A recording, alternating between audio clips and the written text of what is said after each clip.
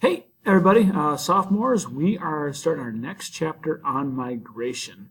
And I know you're all going to be broken up into different groups, but everyone is ready about migration. So let's start off with what is migration. Migration is movement. And in this context, we're going to talk about the movement of people from one place to another. So we're also going to be looking at change over time. So we'll be focusing on what changes happen as people move from place to place. Now, if we go way back in history, we will see that all human life began in Africa, that we talked about early in the year with the Paleolithic Revolution. So all human life begins in Africa, and then we see people spreading out throughout all the continents of the world. This is when migration started. And here's the thing, migration's never stopped. People have been moving from one place to another for all of human history. There have constantly been people who are immigrants who move into a new land.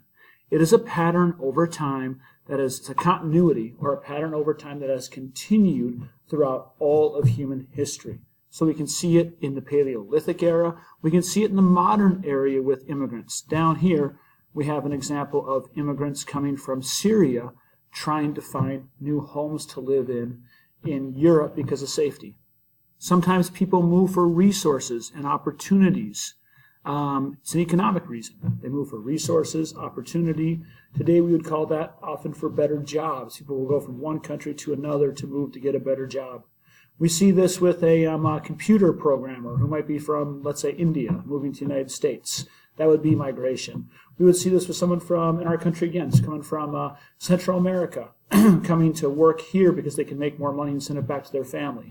That is migration. Many Americans work overseas. Many Americans work in places like China. That is also migration. So some migration is temporary and some is permanent. Now, some migration has been forced. Many millions of Africans were kidnapped from their homes and brought to the Americas in forced migration. So migration is basically the movement of people from one place to another. Let's look at it in this era. Let me move me over here. Where's a good spot for me? Down here? Yeah, kind of out of the frame, but that works. All right, so let's look at migration in this era. The era of 600 CE to 1450 was an era of great migration, people moving from places to places. And we see this all over the planet. Some people will talk about the Bantu Migrations.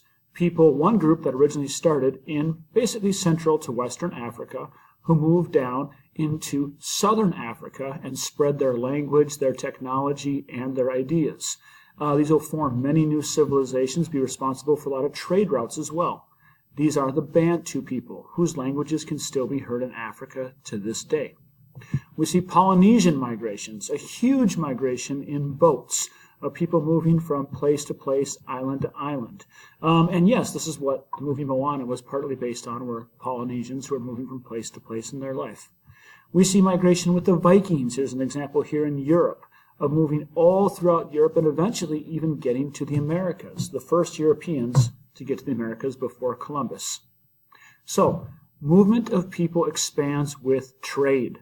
As people trade goods and resources back and forth, people want to move more or migrate more. So, movement of people expands with trade. If I can get a good from somewhere else, like we talked about in the Trans-Saharan trade network, if there's gold there and it's valuable, people are willing to cross the desert for it. So trade expands migration.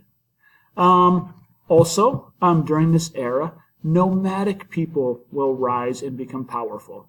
We think about nomadic people not being as advanced, but there'll be a group like the Mongols, for example, that one of you are going to talk about, who are nomadic people who build the largest land empire in the history of the world. As they move on their horses, they're able to attack. They have a very strong army. And the means of transportation get better. Boats, for example, both the Polynesians up here and the Vikings will develop amazing boats that will allow them to move further than anyone ever has before. And because of this, our post-classical era, 600 to 1450, will be an era of migration.